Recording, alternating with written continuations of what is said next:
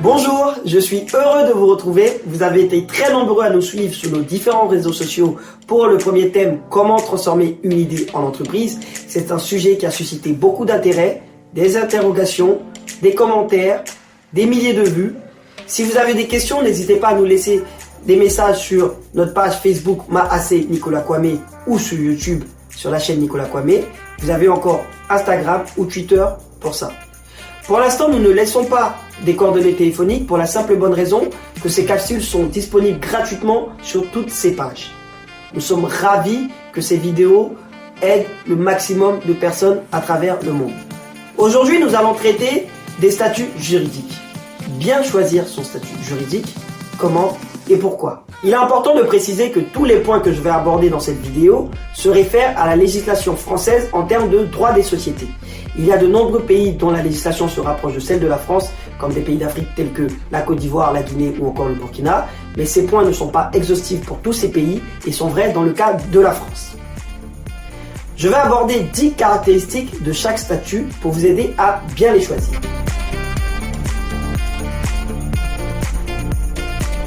En introduction, il faut savoir qu'il y a deux types de structures juridiques. Les structures dites de personnes physiques telles que les EI, entreprises individuelles, ou les EIRL, entreprises individuelles à responsabilité limitée, communément appelées auto-entreprises ou micro-entreprises. Et les structures de personnes morales, qui comprend deux groupes. Les structures à but non lucratif telles que les associations, loi 1901, et les structures à but lucratif comme les sociétés en SASU, SARL, SAS ou encore SNC.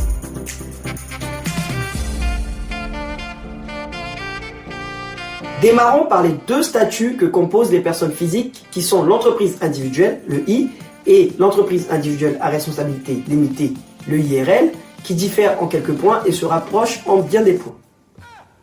Premièrement, le nombre d'associés. Il n'y a pas d'associés pour ces deux statuts, puisque le créateur, l'entrepreneur, est considéré lui-même comme l'entreprise. C'est le cas pour les artisans par exemple.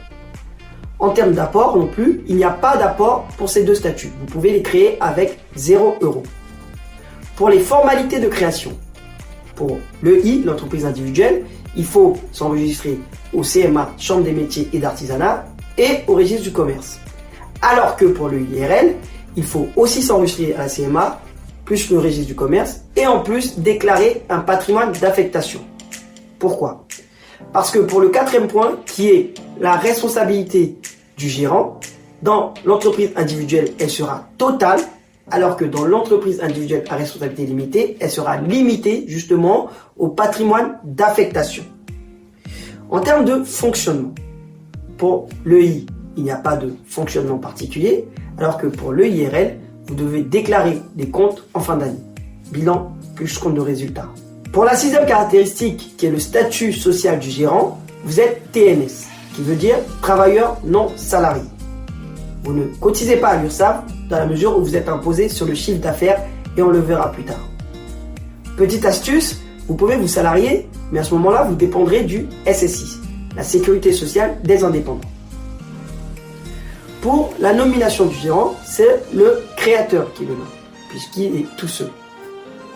Pour le choix fiscal, vous pouvez choisir donc de déclarer votre chiffre d'affaires mensuellement ou trimestriellement. Pour les autres impôts, vous allez payer la CET, qui est la contribution économique territoriale. C'est un peu comme la taxe foncière pour les entreprises. Et pour les impositions, vous allez être imposé sur le revenu, puisque je le rappelle, vous êtes la société. Voilà pour les deux statuts des personnes physiques que sont l'entreprise individuelle et l'entreprise individuelle à responsabilité limitée.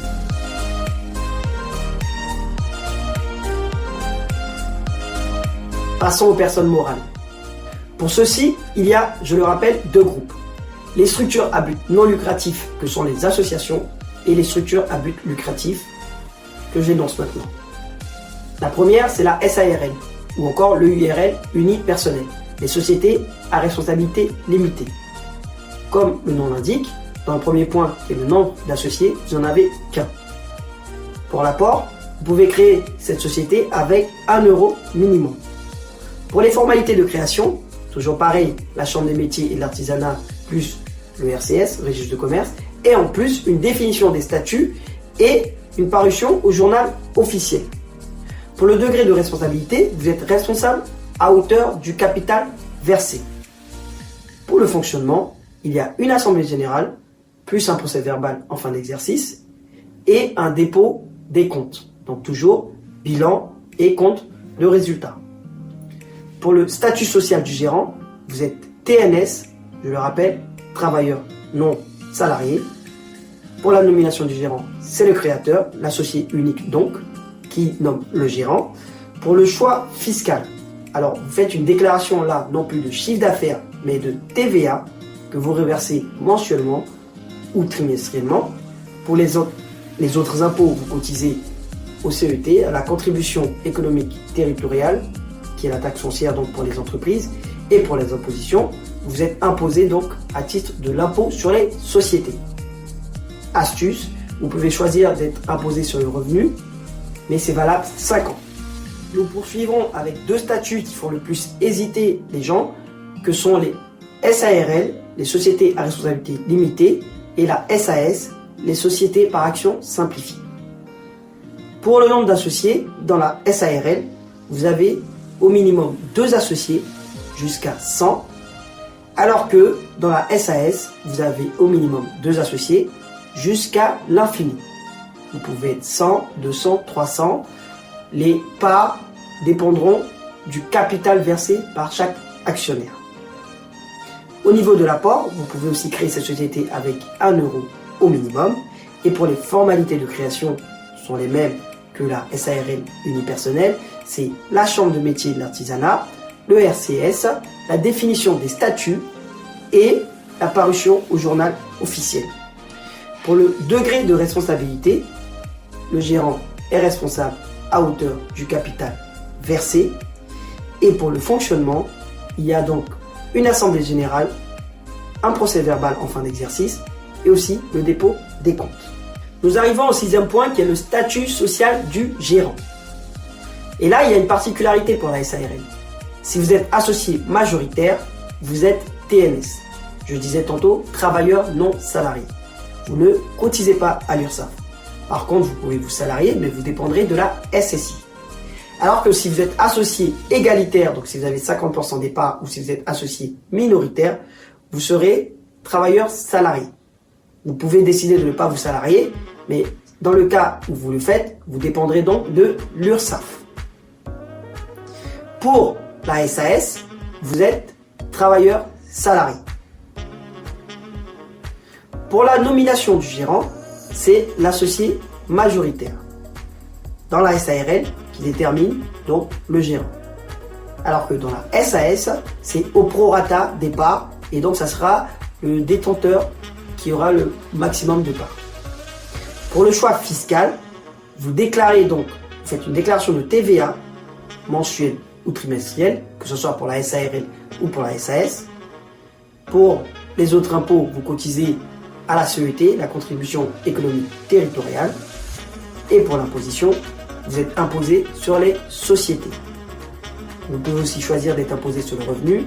Et je le rappelle, c'est valable uniquement 5 ans. La SASU, la société par action simplifiée unipersonnelle. Comme le nom l'indique, il n'y a qu'un seul associé. Vous êtes tout seul. Pour l'apport, vous pouvez toujours créer cette société avec 1 euro au minimum. Et pour les formalités de création, c'est la chambre des métiers de l'artisanat, le registre du commerce, une définition des statuts et une parution au journal officiel.